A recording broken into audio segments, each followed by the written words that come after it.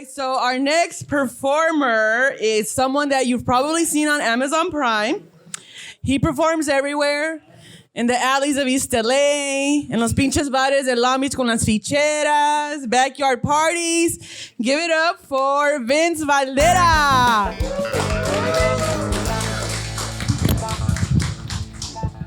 Hey everyone, what's up? Very happy to be here. Yeah, thank you so much. Give it up for Frankie one more time. Yeah. Good for Chicano Shuffle. 4 years. Congratulations, man. Give it up for them, right? Guys, I'm happy to be here. I'm from Los Angeles. I was born and raised. That means I was born cool, right? I live out in Northeast Los Angeles in this place called Glassell Park, and I like it, but I started to notice that my neighborhood's changing. Like a lot of the gangsters in my neighborhood are starting to disappear, and I don't like that. I don't like it because gangsters make me feel safe. I know that some people think that they're dangerous and everything, but honestly, having gangsters in my neighborhood is the closest thing I've ever had to living in a gated community. You mean to tell me that 24/7 there is a group of people that patrol my streets, asking strangers who they are, where they're from, and what their business is? That doesn't sound like danger. That sounds like security. A lot of people pay good money for that type of service. I just pay respect. Every night, I have peace of mind knowing that while I'm asleep, there's a man named Psycho patrolling my streets and making sure that families sleep well at night. And to be honest, the only crazy thing about Psycho is how much he loves his community. Yeah, and that love is measured not by the size of his heart, but by the range of his ankle monitor. He's literally making a difference one step at a time, everybody. That's why every time I see a gangster, I salute them and thank them for their service. It is my civic duty to honor the brave men and women draped in flannel. Because it's thanks to their hard work and diligence that I don't have to live in Bel Air to feel like a prince. Gangsters are the nicest people I've ever met. People need to realize that just because someone's street name is Killer does not mean that they can't be an angel, The next time that you see a gangster and they ask you what's up, tell them brunch, all right? And then you'll have a homie for the rest of your life. Why pour one out when you can pour one up at a bottomless mimosa weekend? Just got to make sure it's 40 ounces, I do think that everybody has a responsibility to meet everyone in your community. I think that's what makes you a good neighbor, right? I've done the work and I've met every gangster in my neighborhood, and I know them all on a first name basis. I know Tiny, Sleepy, Happy, Dopey, Clumsy, Joker, and Spider. That's all 7 dwarves right there, and they don't even know Snow White. They just sell it. I've lived in Los Angeles my whole life, and to be honest, I don't feel safe unless I know there are gangs nearby. I might be speaking for myself here, but whenever I'm somewhere new, the first thing I do is to look for someone with a Dodgers hat or a Raiders beanie, because to some people, those just might be sports logos, but for me, that is my Red Cross. Always there in times of need and constantly looking for volunteers. And all I ask for in return is loyalty and respect. Are you kidding me? Maybe we're the criminals for expecting the worst of them. If all I have to do to preserve this relationship is allow them to light fireworks at 3 a.m., done. I am a morning person anyway. I love my neighbors. I love all the gangsters in my neighborhood. I'd do anything for them. They ask me to jump, and I'm like, who? And I would never join a gang, but I definitely support what they represent. It's marginalized groups of people trying to create success on their own terms. I love that. I can support that. I wish that I could support them in the same way that I support NPR with like a monthly donation. Wouldn't it be great if like your local gang had a Patreon that you could support? Think of all the amazing benefits you would get. You'd get exclusive access to kickbacks. You got homie discounts, man. I just want to be a part of that newsletter so I could see how my financial support is helping the gangs in my community. Like, I'd love to check my email. I see my inbox, and the headline is, "Gangsters don't die, they multiply. How these outlaws are revolutionizing the world of STEM." All thanks to contributions by people like you. And it's all like in Gothic script font. I love that. Believe it or not, I was actually raised by gangsters. Their street names were Mom and Dad. No, and they worked really hard to turn our trap house into a trap home, you know. Like even our welcome mat said, "What's up?" And the doorbell was like a gunshot, you know. Having parents that were in a gang is definitely different, you know. It means that biologically I have the gangster gene in my DNA. It's just very dormant, you know. It's like having the Hulk inside of my body. Like on the surface, I look very calm and collected, but underneath it all, I'm down for anything, you know. Say the wrong word and I will end up in an empty field passed out in a torn pair of Dickies work pants. Yeah, someone says Raider Nation, I'll lose it. But yeah, I love my parents. They're great people, and they taught me a lot. I feel like they were really self-aware that they were in a gang because they never wanted me to be like judged based off of the actions that they did. So they kind of taught me about the world through their perspective. Like growing up, we didn't have a lot of money, and I wasn't allowed to play certain games. Like I could never play cops and robbers. I was only allowed to play cops and people just trying to make ends meet. You know. That was our version of it. And I was never good at that game because I was always at the wrong place at the wrong time. I feel like having parents that live that sort of lifestyle definitely made me learn a lot about myself and about my family. Did anybody here learn anything about themselves during the pandemic, during the quarantine? Like by round of applause, you feel like you learned something about yourself? All right, cool. That's great. I feel like I've realized that my family is really great at making mistakes. And by making mistakes, I mean going to prison.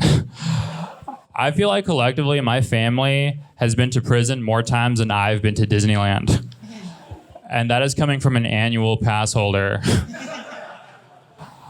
Like I have a cousin Andrew who went to jail for trying to race a police officer at a stoplight. I have my dad went to jail because they threw a shopping cart at an AutoZone cashier. And most recently, my Uncle Carlos went to prison because he shot somebody's car because he was really angry. I'm also realizing that my family is not good about talking about things. You know, they're not good at dialogue. But you know, my uncle he went to prison for shooting somebody's car because he got mad, and the police arrived within 5 minutes because the car that he shot was white.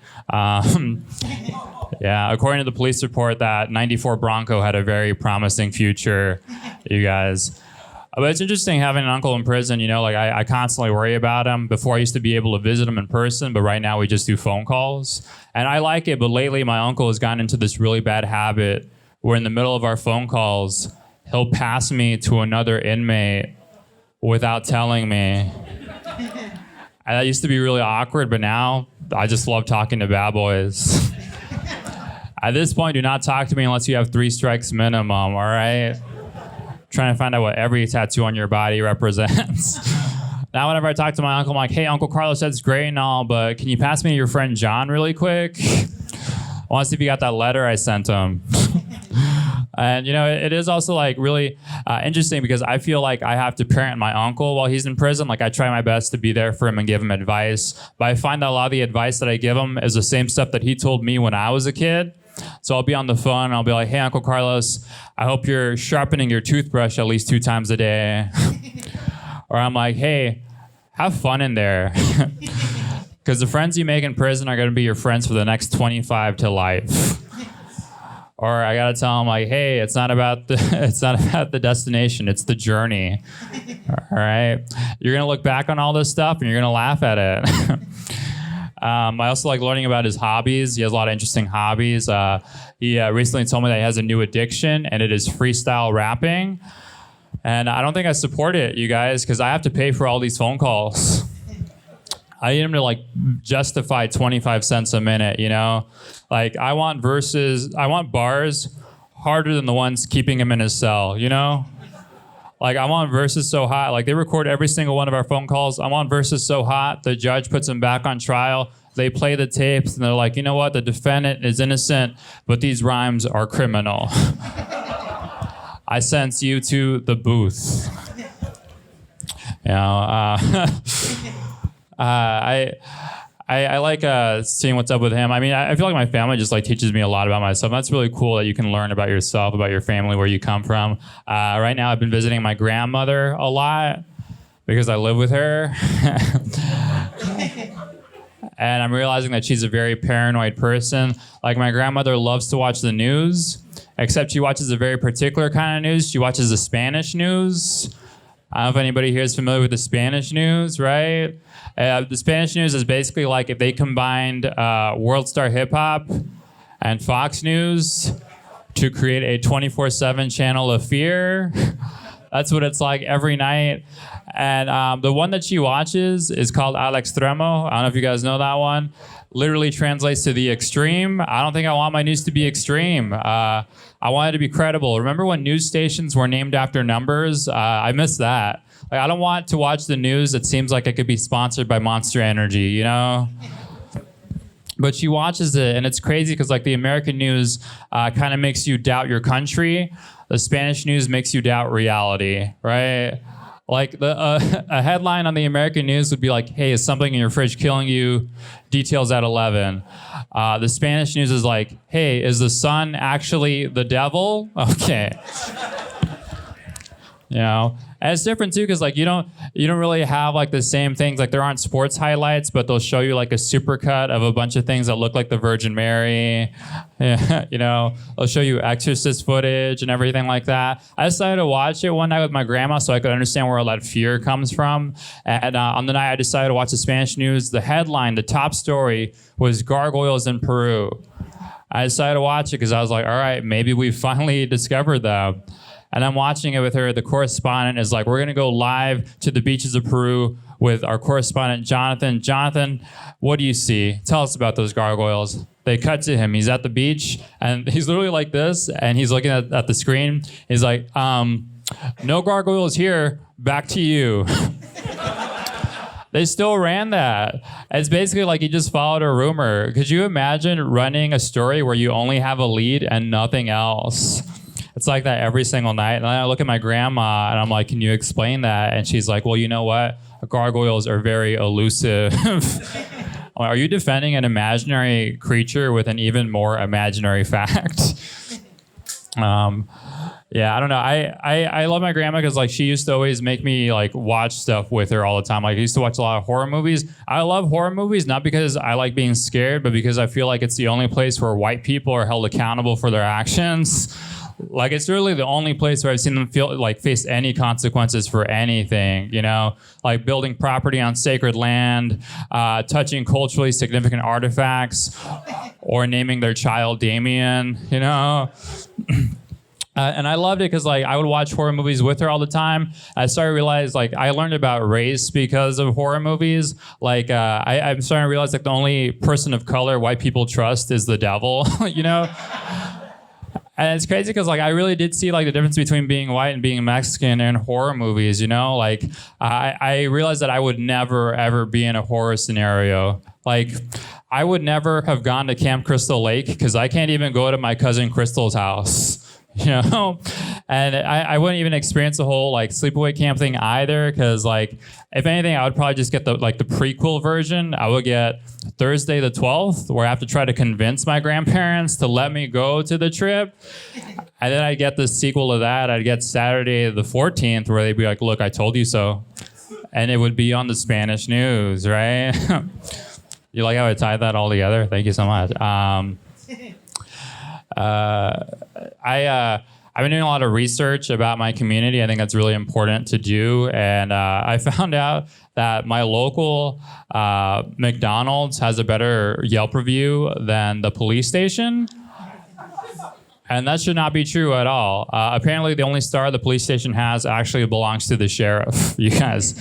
I wouldn't have expected that because like both organizations are, you know, they're service jobs, right? Except one service is run by clowns, and the other one is literally McDonald's, right? And I'm sorry if you hate that joke, but I'm loving it. All right. I'm gonna get going very soon. I'll do maybe 2 more jokes and then I'll leave. We'll see if you like them. If you don't, that's totally fine. It's called, I used to work at a church for a little bit, and I liked it because I like learning. If you haven't realized that by now, I love learning about myself and other people. I liked working at a church because I got to learn about what other people believe in when they pass away, right? Like some people believe that when they die, they'll be reunited with family or they'll be at peace. That really inspired me. I hope that when I die, I get 72 virgins. Yeah, not for sex. I just think it'd be great to see all of my friends again. Yeah. I just die, head straight into the clouds, and I see my boys Ari and Luis, just holding the gates open for me as I stroll into paradise. And I don't know about you guys, but boys' night every night sounds like heaven to me. All right. I'll do this old one. I'm too old for sleepovers, but I still do them sometimes. I have my best friend come over, and sometimes we'll hang out and then we'll knock out and stuff like that. And sometimes we'll prank each other. Like I think like the number one prank that we all think of when someone falls asleep is that you draw like a penis on their face, right? That's like the classic prank. I don't like that. I like to get that, make it my own. When he fell asleep, I drew a face on his dick.